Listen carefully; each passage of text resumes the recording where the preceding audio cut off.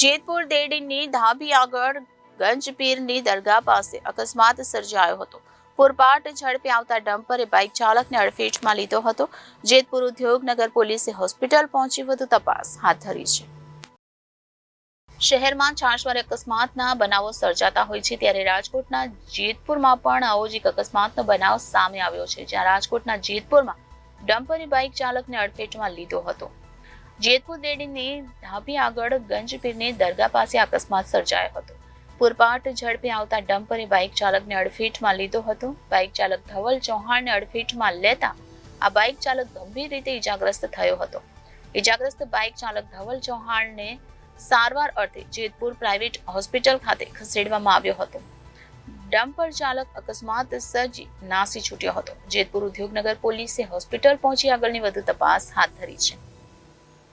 Bureau report Janadesh news, Rajkot.